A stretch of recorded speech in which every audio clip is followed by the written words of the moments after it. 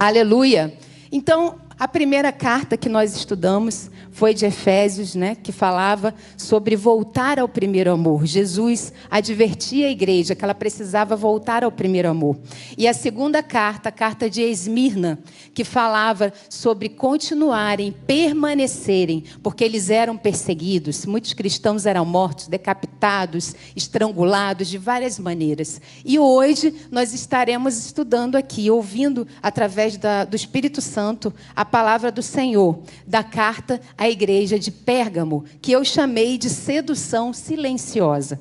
Porque essa igreja aqui não viveu o que Éfeso viveu e não viveu o que Esmirna viveu, mas viveu um outro tipo de perseguição, aquela que vai entrando dentro da nossa mente e do nosso coração, com ensinamentos errados, com doutrinas e coisas que o diabo vai trazendo no nosso coração para transformar a mentira em verdade. Sabe, quando você olha e começa a pensar, gente, eu estou certo ou estou errado? Porque está todo mundo fazendo tudo diferente do que eu acho que a Bíblia está mostrando. E é isso que essa igreja também viveu. Porque muitas vezes nessa igreja veio essa questão de santo e aquilo que não é santo. O puro daquilo que não é puro. A verdade e a mentira. O engano que Satanás muitas vezes traz em nossa mente e nossos corações. Que é pior ainda, porque esse engano ele vai disseminando sobre as nossas vidas e sobre a igreja de Jesus. Mas Jesus traz um alerta para nós, glória a Deus por isso. Então vamos abrir as nossas Bíblias lá no livro de Apocalipse, capítulo 2, versículos de 12 a 17. Apocalipse 2, versículos 12 a 17.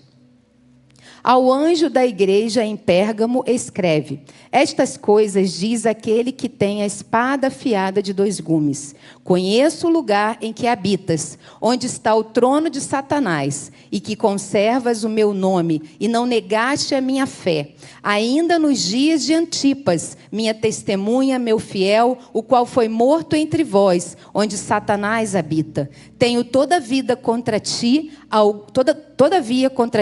algumas coisas, pois que tens aí os que sustentam a doutrina de Balaão, o qual ensinava a Balaque a armar ciladas diante dos filhos de Israel para comerem coisas sacrificadas aos ídolos e praticarem a prostituição.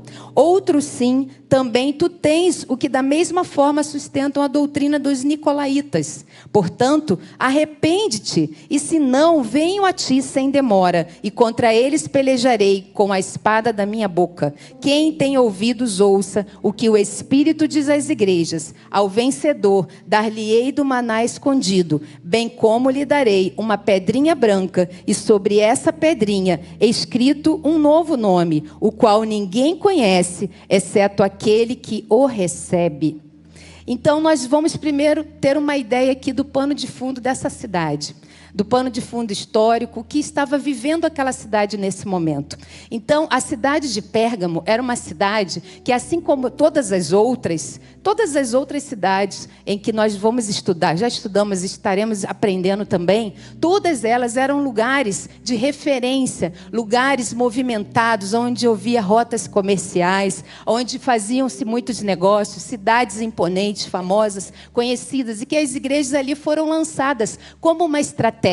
Por quê? Porque dali o evangelho poderia se dissipar com mais facilidade. Então, em Pérgamo também não era diferente. Pérgamo era uma cidade em que tinha uma cultura muito grande, em que tinha um aprendizado muito grande, uma rota comercial muito grande ali. Aquela cidade foi a mais importante da Ásia, e ela foi a capital da Ásia por 400 anos, e foi também depois a capital da província romana da Ásia. Então, era uma cidade vista no meio de todas, conhecida, uma grande referência. Ela foi um importante centro cultural, tendo a segunda maior biblioteca do mundo, que perdia apenas para Alexandria naquela época, com mais de 200 mil pergaminhos.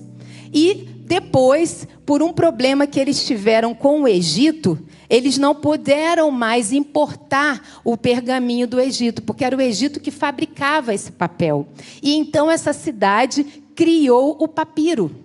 Então, através do papiro, eles deram continuidade aquilo que precisava ser feito, os escritos que eles faziam e tudo mais. Eles criaram, o pergaminho. Eles colocaram o nome de pergaminho, que era feito por pele de animais. E esse pergaminho se dissipou por muito tempo. E foi algo que durou por muitos anos. Então, apesar daquela dificuldade de não ter conseguido importar, eles conseguiram recriar algo para dar continuidade à sua cultura. Então, o pergaminho passou a fazer parte dali, porque pergaminho foi criado esse nome por causa do nome de Pérgamo. E o paganismo tomava conta da cidade. Ali centralizava a propagação do culto ao imperador. E o imperador, que era para ser adorado morto, aquele imperador da época decidiu que ele queria ser adorado vivo. E criou-se um templo para ele, aonde eles iam adorar, prestar adoração àquele imperador que estava vivo. E também o templo de adoração a Zeus. Zeus, que era como se fosse um Deus Pai.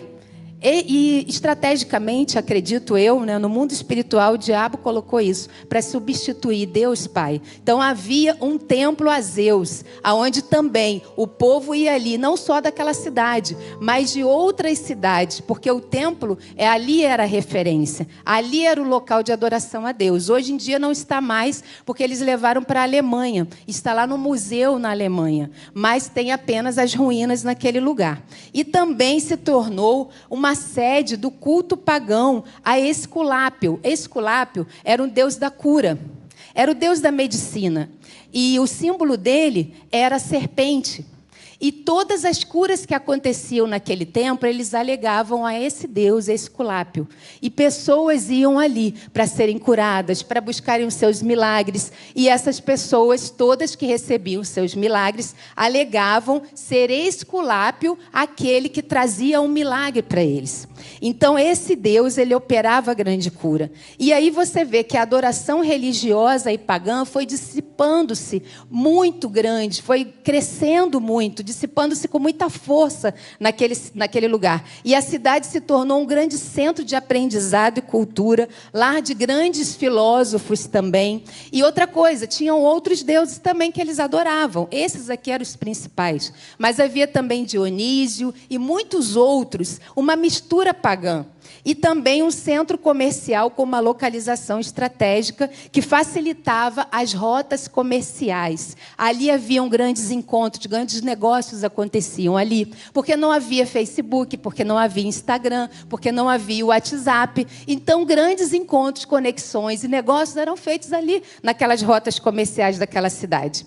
E aquela grande mistura de cultura também greco-romana, influências asiáticas e orientais, que se refletiam em várias áreas, inclusive na igreja. Então, imagina você, a igreja de Cristo, plantada num lugar desse jeito, com tantas culturas, com tanto paganismo, com tantos ensinamentos diversificados, com tanta adoração, com vários deuses, com certeza vivia lutas e tribulações dia a dia. E a palavra Pérgamo significa casado. E a igreja precisa se lembrar que ela está comprometida com Cristo e precisa se apresentar santa, pura e imaculada, porque nós somos a noiva de Cristo. Então, Jesus também, dessa forma, queria mostrar, vocês são a noiva de Cristo. Vocês precisam permanecer santos, imaculados e bem apresentados a mim, porque eu sou um Deus santo. E eu desejo que a minha igreja seja santa também. Então, o ponto central dessa carta é alertar a igreja sobre o risco da perigosa mistura do povo de Deus com o engano doutrinário e com a imoralidade do mundo. Nesta igreja, a perseguição passa de física para enganos silenciosos que entram e penetram no meio do povo de Deus. Então, agora não era mais uma perseguição por morte, mas uma perseguição por ideologias. E trazendo para os nossos dias de hoje, o que nós vivemos? Não é diferente. Nós vivemos uma perseguição de ideologias, de pensamentos, de culturas, que as pessoas querem que você aceite, querem que você diga que também é certo. E entra também o não tem nada a ver. Isso não tem nada a ver. A gente é crente, mas isso não tem problema.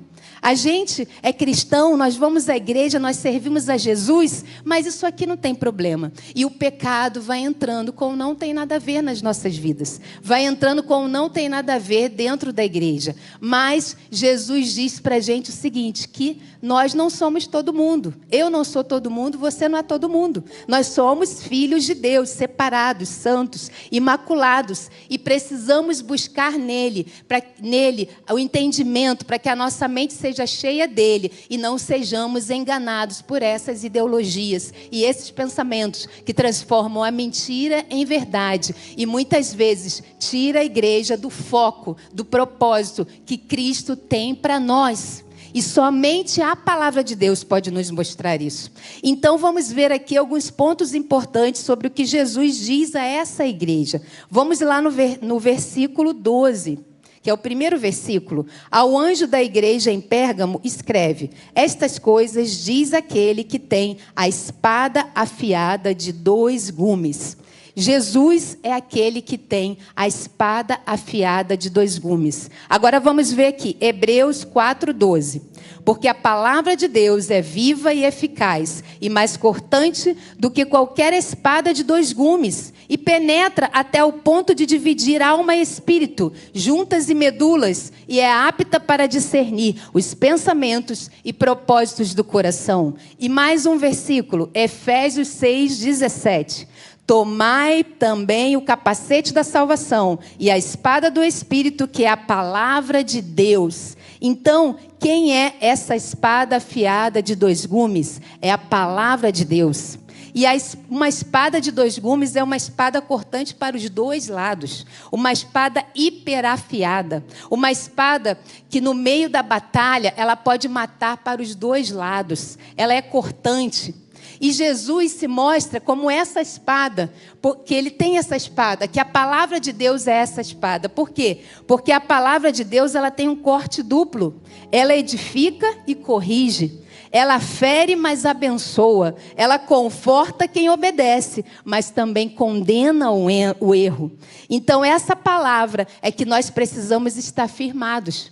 Porque Jesus está aqui nos mostrando que ele abre a ferida, mas ele também fecha a ferida. Então, nós somos feridos, mas também somos curados. E é na palavra de Deus que nós encontramos força, que nós encontramos entendimento para blindar a nossa mente desses ensinamentos, dessas ideologias, daquilo que o mundo traz e que você às vezes pode ficar confuso, achando isso é de Deus, isso traz santidade para a minha vida, isso me edifica ou não? E se você busca essa palavra, se você busca o entendimento na palavra, ela vai te dar esse entendimento e esse saber. Para onde você vai? Qual é a verdade? Porque você pode ouvir palavras, mensagens no Instagram, na internet, vídeos, mas se eu e você não lermos a palavra e o Senhor não falar conosco o que é a verdade, podemos ser enganados, irmãos. Porque a gente não pode confiar em alguém no Instagram, por exemplo, só porque tem bilhões de seguidores e está falando algo que é bênção. Mas pode saber que a palavra de Deus nunca vai mentir para mim e para você. Então, por isso que o crente precisa ler a palavra. Que essa espada, que é a palavra de Deus, é quem mostrará a verdade. Quando você estiver no meio do engano, vai para a palavra do Senhor.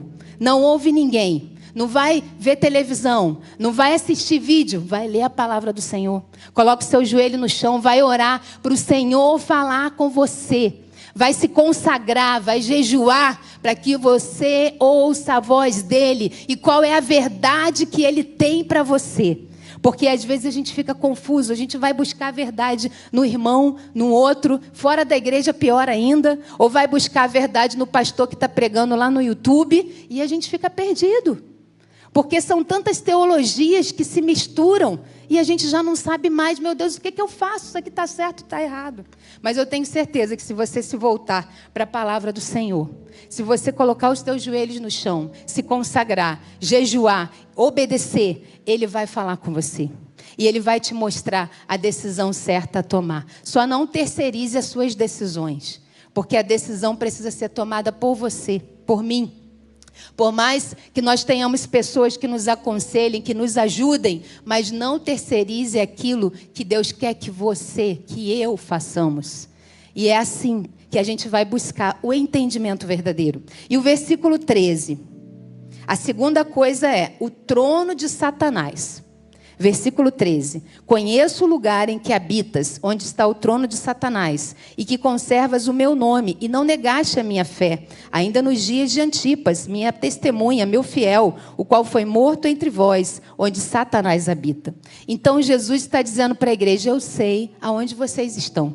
Vocês estão num lugar difícil, num lugar onde Satanás habita. O templo dele está aí. Mas o templo não era só físico, irmãos, que Jesus queria dizer. Porque, claro, havia templo de Satanás ali, que era o templo do imperador, o templo de Zeus, o templo lá, a Esculápio, que era o deus da cura.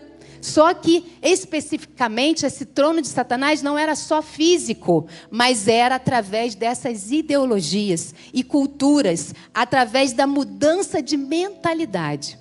Porque Satanás, quando ele não consegue mais te perseguir fisicamente, ele quer trazer uma mudança de mentalidade para você e para mim. Através desse engano, para que a gente se perca. Então Jesus falou, olha, eu sei que vocês estão num lugar muito difícil. E que vocês permaneceram firmes durante muito tempo. E principalmente, o meu servo Antipas, que Antipas provavelmente era um líder, um dos líderes ou o líder da igreja ali naquela cidade. E esse homem, ele foi morto, ele foi colocado dentro de um bezerro de ouro, cozido vivo, até morrer, porque ele não negou a fé dele em Jesus.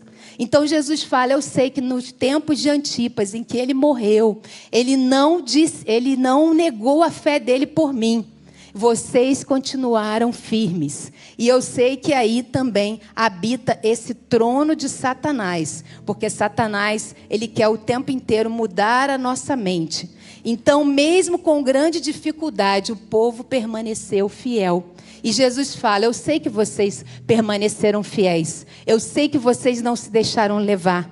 Eu sei que vocês, ao invés de dizer não, disseram sim para me adorar. E não adorar o imperador, não adorar Zeus, não adorar Esculápio, não adorar aqueles outros deuses. E vocês permaneceram fiéis. Mesmo durante do tempo dessa cultura pagã e essa adoração louca, vocês permaneceram fiéis. E o próximo ensino. Alguns permaneceram na verdade, outros foram seduzidos. Vamos ver o versículo 14. Tenho, todavia, contra ti algumas coisas, pois que tens aí os que sustentam a doutrina de Balaão, o qual ensinava a Balaque a armar ciladas diante dos filhos de Israel para cometerem coisas sacrificadas aos ídolos e praticarem a prostituição. Então Jesus alerta aqui a doutrina de Balaão. Só que Balaão não estava ali na cidade, ele não vivia naquela cidade. Balaão apareceu lá no livro de Números, dos capítulos 22 a 25, você vai ver a história de Balaão. E Balaão era um profeta. Ele tinha o dom da profecia. Só que ele usava a sua profecia para o mal. Ele se corrompeu. Ele vendeu-se para Mamon, para ganhar dinheiro através do dom que Deus tinha dado para ele. E o que aconteceu? O rei Balaque queria lutar contra o povo de Deus. Então ele chegou e falou assim, olha, eu vou te pagar, Balaão, para você profetizar contra o povo de Deus e eu preciso ganhar essa batalha. Eu preciso ganhar esse povo de Deus aí. Então você vai lá e profetiza contra ele. Só que Balaão foi lá. Uma vez, 2, 3 vezes, ele não conseguia profetizar o mal para o povo de Deus, porque Deus não permitia. E chegava na hora, ele falava a palavra de bênção. Então eu digo para você o seguinte também, se você é selado pelo Espírito Santo de Deus, se você é santo, se você é obediente ao Senhor, irmãos, pode vir palavra que for sobre a tua vida. Pode ter mandinga, não vai existir mandinga, não vai existir olho gordo, nada disso aí. Porque nós somos selados pelo Senhor. Então, creia que se você está com Ele, se você é fiel, se você é santo, é obediente, pode vir pessoas que forem, Satanás pode usar situações que nada irá tomar a tua vida ou a tua casa ou a tua família. Então veja que Balaão não conseguia profetizar o mal, mas chegava lá, ele falava o bem.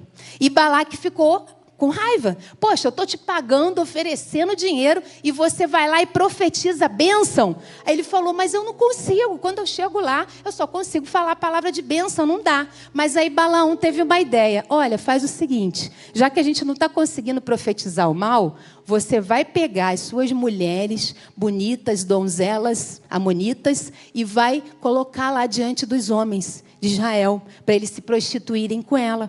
E quando eles se prostituírem com elas, eles vão também passar a adorar o Deus delas. Eles vão passar a ter uma cultura pagã que vai entrar no meio deles. E isso vai desagradar a Deus. E Deus vai ficar com muita raiva do povo e vai amaldiçoar o povo. Olha como é que Satanás faz. Então, quando ele não consegue de um lado, ele tenta de outro. E assim Balaque fez. Ele enviou aquelas mulheres se misturaram no meio do povo, e daqui a pouco o povo já estava pecando, os homens já estavam se prostituindo, adorando a outros deuses. E, gente, uma das coisas que Deus mais falava era: não se misture com aquilo que não é puro. Os homens não devem casar com mulheres que não são do meu povo. As mulheres não devem casar com homens que não são do meu povo. Porque quando você se casa, é uma só carne. Você traz consigo também a tua adoração, a tua cultura. E a luz não se mistura com as trevas. E Deus odiava isso. E por isso que Satanás deu essa ideia, porque ele é inteligente. E a gente às vezes não percebe e acaba caindo no engano dele. Então o povo caiu e surgiu essa mistura da fé com práticas pagãs no meio do povo, lá na época do deserto isso. Corrupção, atitudes que afastavam o povo da santidade. Então era isso que estava acontecendo ali também. Essa doutrina de Balaão estava acontecendo ali naquele meio. Por quê? Satanás não estava conseguindo mais com a perseguição, porque os crentes entregavam a sua vida e morriam mesmo por Jesus. E eu sei que se hoje acontecesse isso, muitos de nós diríamos sim e morreríamos por Jesus. Pode ser que alguns não, mas precisamos pensar nisso. Porque pode ser que essa perseguição física também aconteça. Apesar de hoje, o que mais vivemos é a ideologia. E aí o que estava acontecendo naquela época foi isso. E Jesus alerta, olha, cuidado com a doutrina de Balaão. Porque a prostituição está entrando no meio de vocês. Tem uns que são fiéis, alguns continuam fiéis. Alguns permanecem na verdade, mas outros estão sendo seduzidos por essa doutrina. E também com ensinos que justificam o pecado para obter os seus interesses. Acho que vocês não viram isso nunca em lugar nenhum, né? Ensinos que justificam o pecado para obter interesses próprios. Então, cuidado, irmãos. Como igreja, Jesus está alertando essa igreja, está alertando a nós também hoje. Cuidado com ensinamentos que vão ser de acordo, que vai agradar o coração do homem. Mas o ensinamento é aquele que agrada o coração de Deus. Mesmo que doa, que seja confronto, confronto traz crescimento. Então, nem tudo que afaga o nosso ego vem de Deus. É por isso que a gente tem que estar de olho na espada afiada, que é a palavra do Senhor, para saber aquilo que é dele e o que não é dele. E o pecado, ele enfraquece a igreja. É por isso que Jesus alertou, cuidado com essa doutrina de Balaão. Porque se vocês pecarem, a minha igreja perderá a força aqui nessa cidade. E como vocês conseguirão alcançar mais vidas para Jesus aqui? O pecado enfraquece as nossas vidas. O pecado enfraquece a tua casa, a tua família, enfraquece o teu ministério, enfraquece a nossa igreja, enfraquece a igreja de Cristo como única, santa, pura e que deve agradar ao Senhor. Então, na igreja de Pérgamo, aqueles que não caíram na doutrina de Balaão também não confrontaram o pecado. Eles entraram no conformismo e aceitação. Então, alguns que não caíram no pecado, perceberam, isso não é de Deus, eu vou ficar quieto na minha. Mas também não confrontou. Via o pecado acontecer e fingia que não estava vendo nada, fingia que não estava acontecendo nada. Então, quando nós somos coniventes, nós também estamos pecando. Porque nós também precisamos alertar aqueles que estão caindo, aqueles que estão indo por ideologias erradas, aqueles que estão ouvindo palavras erradas. Se ele não quiser ouvir, amém. O importante é que você falou, que você alertou, que você trouxe uma palavra de alerta. Então, nessa igreja estava acontecendo isso, o pecado estava normal.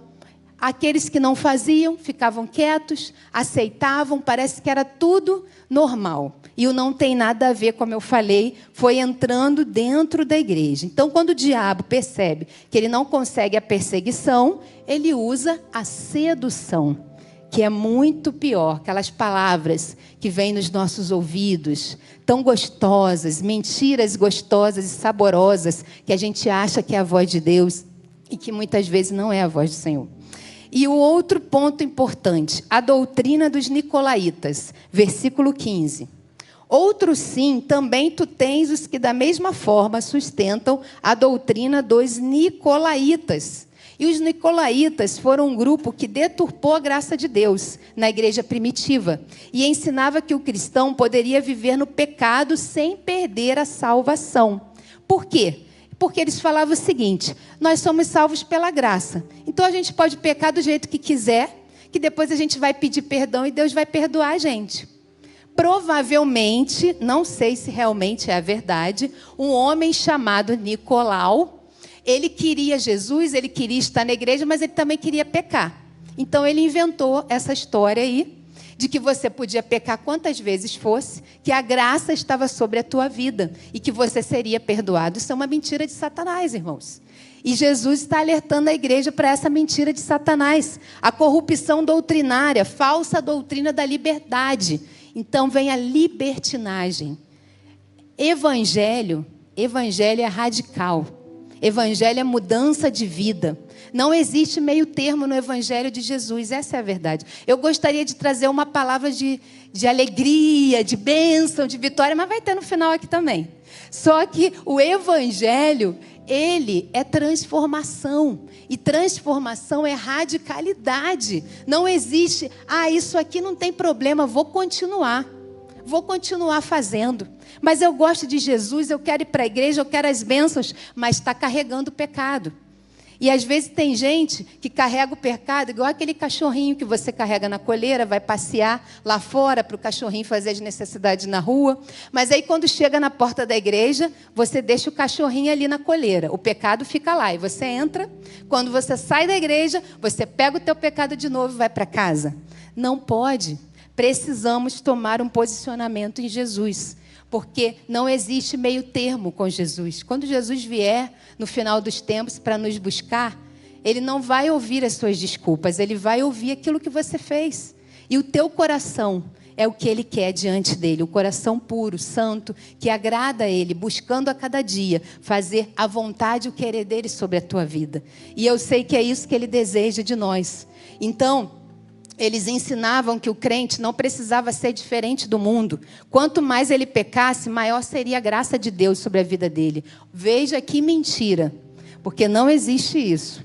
Havia tolerância ao erro e ao pecado também. Todos toleravam os pecados, os erros. Não tem problema. Pode tocar lá na frente, pode cantar, está pecando, mas é uma bênção ali no altar. Ele pode pregar, ele prega tão bem, né? Ele está pecando lá fora, mas, poxa, ele traz uma palavra poderosa do Senhor. Engano de Satanás, irmãos. Não existe meio termo, não tem como ficar em cima do muro, é se posicionar, mudarmos de vida e sermos transformados para assim recebermos as bênçãos do Senhor nas nossas vidas. Amém? Então vamos ver agora o próximo ponto. Arrepende-te, versículo 16. Portanto, arrepende-te, e se não, venho a ti sem demora, e contra eles pelejarei com a espada da minha boca.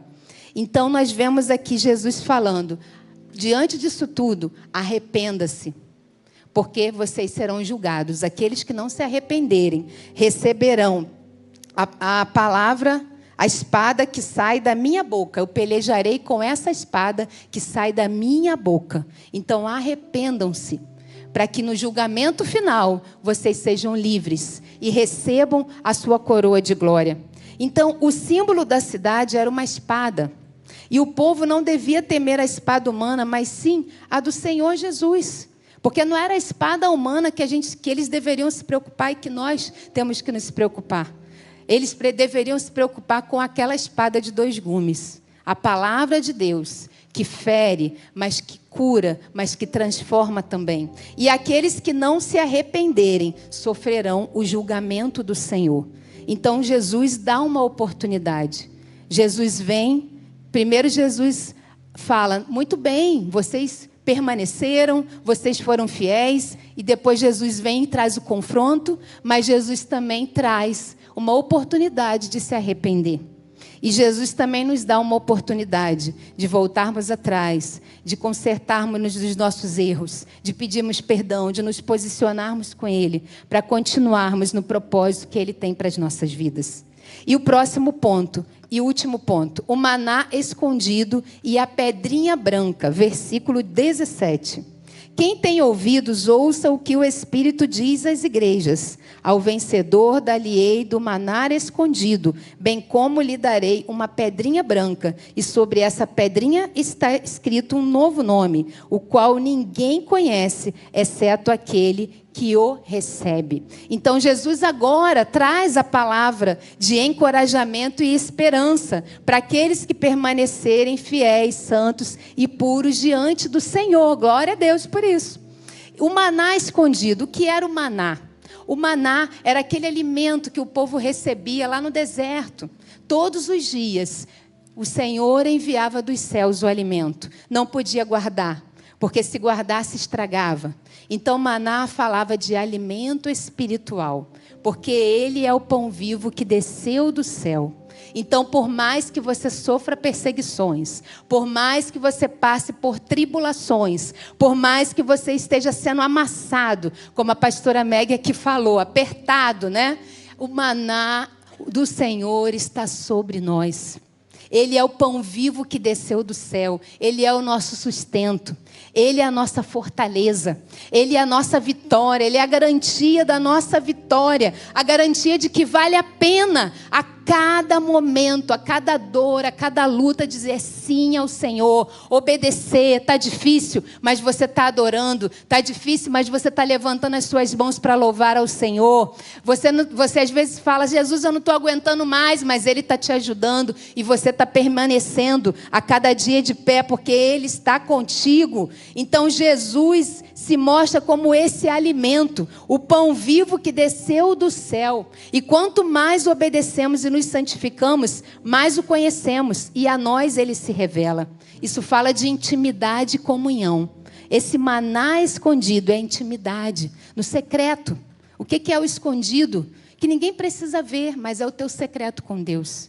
É o teu momento de se alimentar da palavra, dessa espada cortante de 2 gumes, de orar, de jejuar, de fazer o teu devocional, de ali você buscar ser recarregado nele, para que o Espírito Santo mova sobre a tua vida, para que você continue ouvindo a palavra de Deus, para que você não se perca nas mentiras do diabo e do mundo também. E quanto mais obedecemos e nos santificamos, mais conhecemos a Ele. Quanto mais você se santifica, mais Ele se revela a você, a mim. Tem revelações que só acontecem no secreto, irmãos. Tem revelações que só vão acontecer com você e Ele ali, todos os dias. E você ouvindo a voz dEle, Ele vai se revelando, Ele vai dizendo quem Ele é para você. E mostrando os tesouros escondidos que Ele tem para você. E a outra bênção que Deus fala aqui, a pedrinha branca. Em um julgamento, a quantidade maior de pedras brancas significava absolvição. E as pedras pretas significavam condenação. Então, essa pedrinha branca significava que nós temos o nosso nome escrito no livro da vida e estamos salvos por Ele. Nós temos o nosso lugar no céu. Então, Jesus está dizendo aqui, continuem firmes.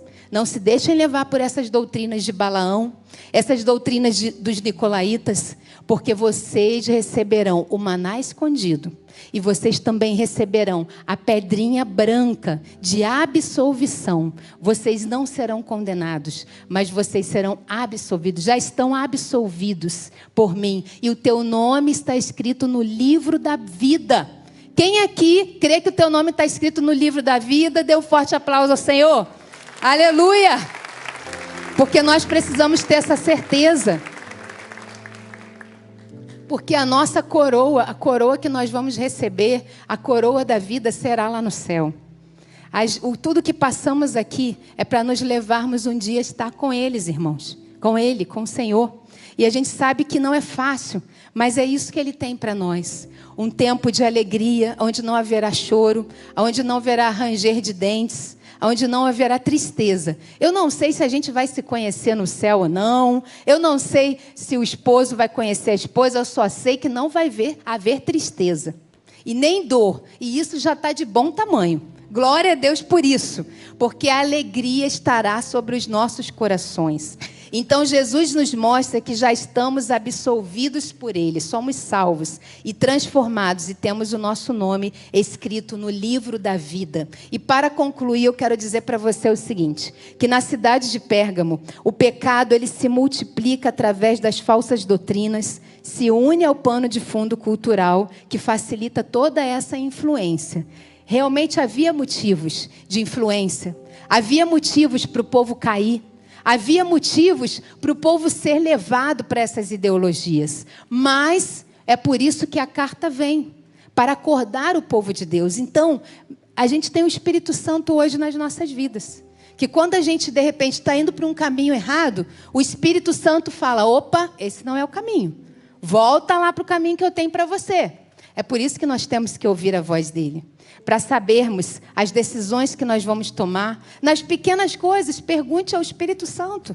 Pergunte ao Senhor, eu devo fazer isso, Senhor? Porque às vezes a gente sai fazendo, né? Sai tomando as nossas decisões e depois a gente vai pedir pelo amor de Deus ao Senhor para Ele nos ajudar a sair daquela situação que a gente mesmo entrou.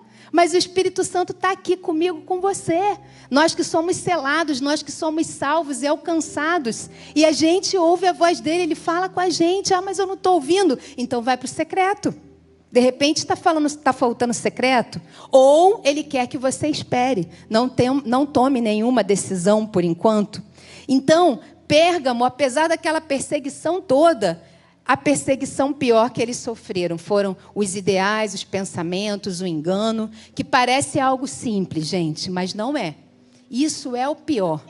Porque quando nós estamos para tomar decisões, quando nós estamos fazendo qualquer coisa, o diabo sempre vem com a vozinha dele aqui nos nossos ouvidos. Ou ele traz pessoas para trazerem vozes maravilhosas e trazerem mentiras gostosas para a gente acreditar que é uma verdade. Então, eu digo para você nessa manhã como igreja, cuidado com a mentira se transformando em verdade. Cuidado com o profano que está se mostrando santo. Porque a verdade é uma só. A palavra de Deus nos revela. Jesus é a verdade. E Ele deseja de nós santidade nas nossas vidas. A igreja de Pérgamo vivia uma batalha. E hoje nós também vivemos essa batalha, através das mentiras do inimigo que têm sido lançadas sobre a nossa mente. A batalha que eles viveram é a mesma. Então vejam quantos séculos isso aconteceu. E a palavra continua sendo a mesma verdade para eles naquela época e para nós hoje.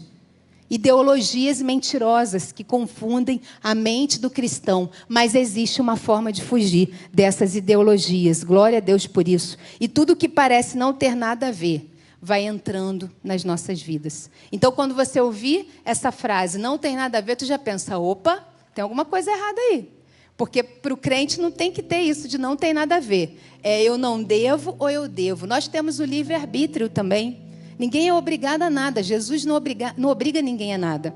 Porém, você e eu sofremos as consequências das atitudes erradas que nós tomamos. E Jesus não quer ver o nosso sofrimento.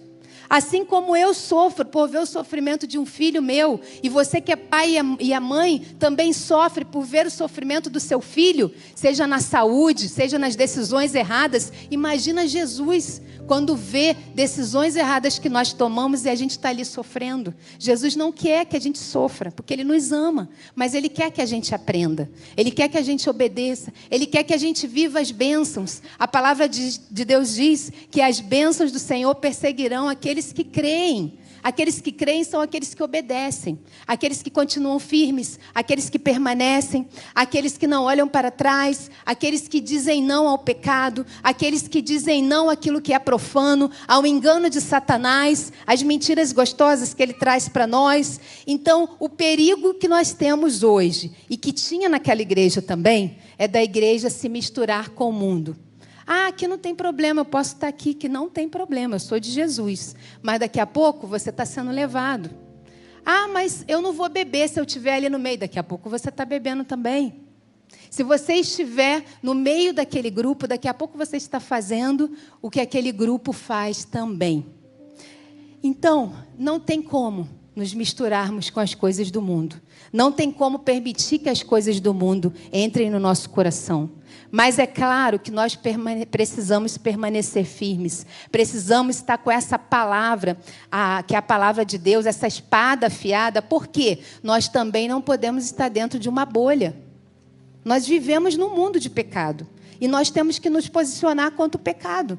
E muitas vezes nós, como crentes, eu gosto também de estar dentro da bolha dos crentes, que é bom, é maravilhoso, só que às vezes Deus quer te levar para fora da bolha dos crentes. Por quê? Às vezes você está na faculdade, você está no teu trabalho, e lá tem pessoas que pensam diferente de você. E lá tem pessoas com ideologias diferentes das suas. Mas é ali que você vai mostrar a espada afiada de 2 gumes que você carrega. Que é a palavra de Deus que está no teu coração. E ali você vai se posicionar e não vai se deixar levar por ideologias, por ensinamentos errados, que são diferentes do que a Bíblia, a palavra de Deus mostra para a gente. Por isso precisamos estar firmados, jovens, crianças, adolescentes, adultos. Todos precisamos estar firmados e com essa espada de 2 gumes nas nossas mãos e a palavra guardada no nosso coração, porque nem sempre nós estaremos dentro da bolha dos crentes. Às vezes a gente vai estar fora dessa bolha e é ali que a gente tem que permanecer fiel, porque ser fiel dentro da bolha do cristão é fácil, porque todo mundo ali é crente. Mas fora dessa bolha é que é o desafio, irmãos. E quando precisar que você esteja fora dessa bolha, é ali que você vai se posicionar. É no meio daquelas pessoas em que você vai mostrar que você faz parte de uma igreja pura, santa, imaculada, sagrada, transformada. Amém? Porque o nosso propósito aqui nessa terra é esse, levar a palavra do Senhor. É esse, sermos luz, sermos sal onde nós estivermos. Não precisa salgar tanto quando algumas pessoas salgam muitas vezes. Mas somos sal e luz aqui nessa terra. Nós estamos nesse mundo, mas nós não somos desse mundo. Um dia nós estaremos lá na eternidade com Jesus. E glória a Deus. Mas enquanto a gente está aqui nesse mundo, nós precisamos revelar Jesus. E o pecado enfraquece a igreja. E o pecado envergonha o evangelho. Todas as vezes que você ficar sabendo de um pastor que caiu, que pecou, de um líder que caiu, que pecou, coloque o seu joelho no chão, ao invés de criticar, e ore por essa pessoa. Porque o nome da igreja que está sendo sujo é o meu nome também e é o seu. Porque nós fazemos parte dessa igreja. Então, enquanto a gente critica, ao invés de orar, a gente está falando mal dos nossos próprios irmãos. Então vamos colocar o nosso joelho no chão, ter misericórdia, pedir ao Senhor misericórdia também de nós, para que a gente também não entre nesse engano do pecado, porque o nosso nome fica sujo, o nome da igreja. E muitas vezes, infelizmente, os crentes não têm sabedoria e vão para a internet começar a falar mal e criticar o fulano que fez isso, que fez aquilo. Quem somos nós? Já tem Satanás para criticar a gente. Gente, vamos colocar o joelho no chão, vamos ter misericórdia e orar, porque quantos estão sofrendo por causa do pecado de alguns? Quantas igrejas e liderados estão sofrendo por causa do erro de seus líderes, que estão caindo? Então vamos colocar o nosso joelho no chão, orar, pedir ao Senhor misericórdia dessas pessoas, desses liderados que muitas vezes estão sofrendo por conta desses pecados, e também para que isso não entre nas nossas vidas, para que o Senhor nos cele a cada dia, porque todos nós aqui não somos imunes a esses pecados, todos nós também podemos cometê-los. É por isso que precisamos colocar o nosso joelho no chão e pedir ao Senhor que a cada dia nos dê sabedoria através da palavra de Deus, para não cairmos nesse engano. Então entenda, o tempo inteiro você é desse mundo, mas você não faz parte desse mundo. Cuidado para não ceder às pressões do mundo e perder a sua alegria de viver em santidade e obediência, o que nos levará ao caminho final da salvação. É a alegria de Jesus nas nossas vidas, é a santidade, a obediência que nos levará ao final da alegria da salvação. E em Éfeso, nós vimos aquela igreja que foi alertada para voltar ao primeiro amor. Em Esmirna, nós vimos uma igreja que era perseguida, que era morta, decapitada, por conta de o tempo inteiro falar de Jesus e não dizer não para Jesus. E agora em Pérgamo, vemos essa perseguição através do pecado e da libertinagem espiritual. Sempre que a igreja se mistura com o mundo, ela perde o seu poder e a sua influência. Então, irmãos, não vamos perder o nosso poder e a nossa influência, que é o poder que o Senhor nos dá. Não vamos perder. Não vamos nos misturar com o mundo, não vamos entrar no pecado, mas com amor, com sabedoria, com inteligência do alto, vamos ter sabedoria para saber como lidar, para trazer pessoas para o nosso lado e não nós sermos levados para o outro lado. E eu quero deixar o texto de Romanos 37 a 39. Romanos 8, 37 a 39. Em todas estas coisas somos mais do que vencedores, por meio daquele que nos amou. Porque eu estou bem certo de que nem a morte, nem a vida, nem os anjos, nem os principados, nem as coisas do presente, nem do porvir, nem os poderes, nem a altura, nem a profundidade, nem qualquer outra criatura poderá separar-nos do amor de Deus, que está em Cristo Jesus, o nosso Senhor. Como eu amo esse versículo. Esse versículo para mim é maravilhoso. E ele diz que nada poderá nos separar do amor de Deus. Nada. Quando estamos firmados nele, quando estamos firmados na presença dele, nada pode nos separar das bênçãos dele por nós, da presença dele nas nossas vidas, do cuidado dele, nada, nada, porque nós estamos focados nele. E o último texto que eu quero deixar com você, 2 Timóteo 1,12. E por isso estou sofrendo estas coisas. Todavia, não me envergonho, porque sei em quem tenho crido, e estou bem certo de que ele é poderoso para guardar o meu depósito, ou o meu tesouro, até o dia final, ou até aquele dia. Tem até uma música muito antiga que dizia: mas eu sei em quem tenho crido, que ele é poderoso, e estou bem certo de que o meu tesouro está guardado até o dia final. Acho que a letra é essa, não me lembro direito. Mas é isso, precisamos estar firmados nele, sabendo de que o nosso tesouro, nosso maná escondido está com ele. Ele tem para nós esse maná escondido. E a pedrinha branca, com o nosso nome que está escrito no livro da vida. E valerá a pena, vale a pena cada esforço, vale a pena cada luta, cada não que você tem dito, que pode doer em você. E às vezes você pode estar se sentindo amassado, pode estar se sentindo triturado, e que você acha que não aguenta mais, mas é aí que Jesus está forjando você, está forjando o teu caráter, está forjando a tua vida espiritual, e você vai sair mais forte, poderoso e poderosa, para continuar de pé e mostrar que Jesus é quem está com você, amém? Vamos nos colocar de pé, e eu quero orar com você por isso, orarmos juntos por isso, para não nos esquecermos, irmãos, do propósito que nós temos aqui nessa terra. E que nós precisamos prevalecer. Ele está conosco. Ele é a nossa garantia da vitória. O nosso tesouro maior está nele. Ele é o nosso Deus poderoso. Ele nos fortalece. Então você pode ter, eu acredito, vários motivos para desistir. Vários motivos para se cansar do evangelho, se cansar da igreja. Eu não aguento mais esse negócio de igreja, que esse povo é difícil, que é tanta conversa, que é tanto assunto. Mas você precisa se apegar àquele que é o dono da igreja.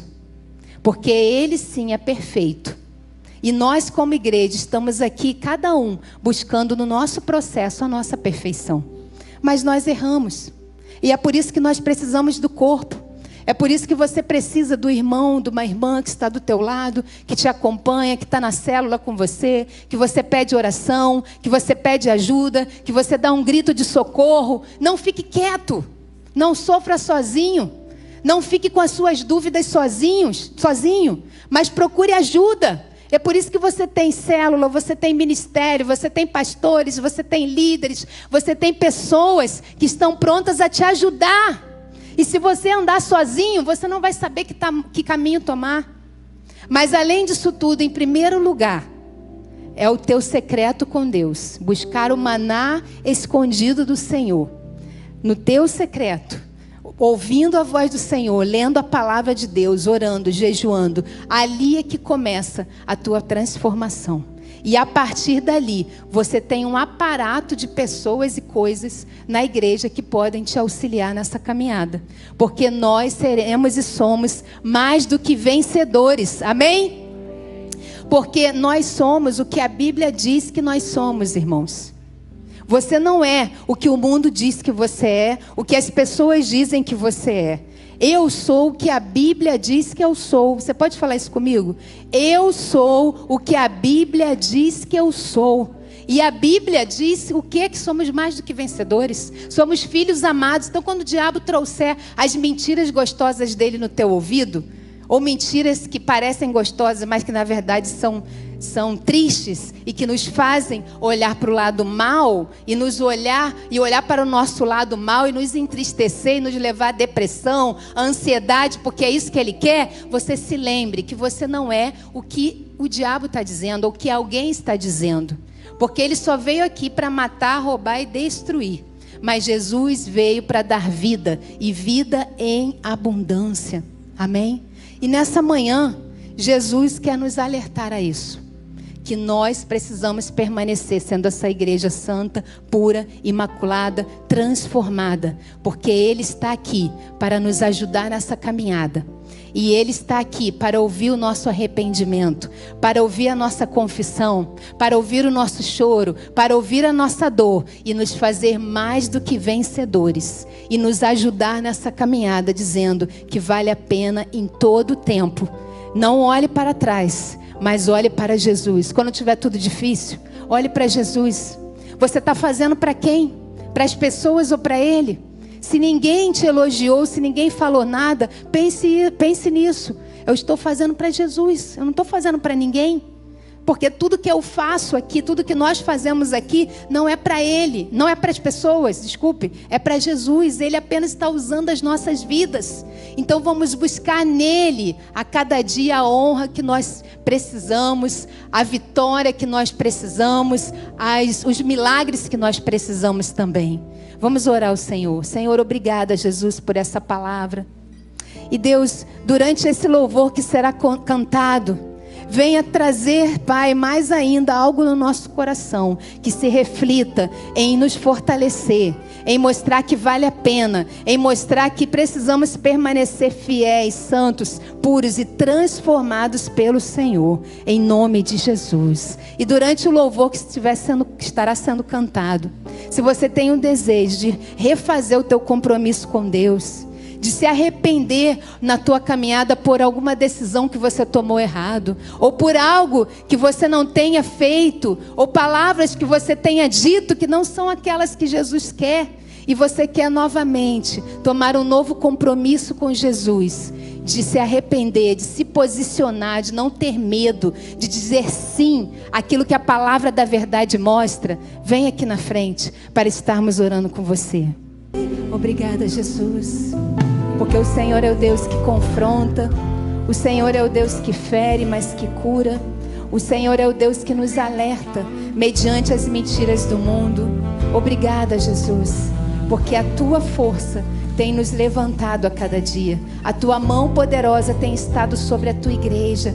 E Deus, queremos mais uma vez refazer o nosso compromisso contigo. O compromisso da verdade através da tua palavra, que é ela que nos ensina, o teu Espírito Santo quem nos convence, e que a cada dia Jesus seja o nosso nome, seja a nossa bandeira. Essa é a nossa bandeira, o reino de Deus. Queremos levar aonde formos, Senhor. Então ajude-nos, crianças, adolescentes, jovens, adultos, a permanecermos fiéis, não termos medo, nem nos envergonharmos da palavra da verdade, porque ela é a garantia da nossa vitória, ela é a garantia das bênçãos do Senhor sobre nós. E que nesse dia o Senhor nos traga a refletirmos sobre isso, Deus, para que como igreja continuemos a ser referência e luz para aqueles que precisam, e cura para aqueles que precisam de transformação, e libertação para aqueles que precisam de liberdade em Cristo Jesus, e de serem livres das garras do diabo e do pecado. Usa as nossas vidas a cada dia. Muito obrigada, Senhor. Guarda o teu povo nessa manhã, na tarde de hoje, e nos prepare para o culto da noite, em que estaremos aqui celebrando a chegada dos homens com muita alegria, com muita celebração, ouvindo testemunhos de transformação, pessoas a cada dia se rendendo aos teus pés, e mais um, mais dois, mais três que vão se levantando a cada dia para viver a verdade de Jesus. Nos dê uma tarde abençoada, um almoço abençoado, que as tuas bênçãos estejam sobre o teu povo, em nome de Jesus. A igreja de Cristo aplauda o Senhor, glorifique o nome dele. Aleluias. Que Deus abençoe a tua vida, a tua casa, a tua família. E às 18h30 estaremos aqui novamente juntos, celebrando e adorando o nome do nosso Senhor.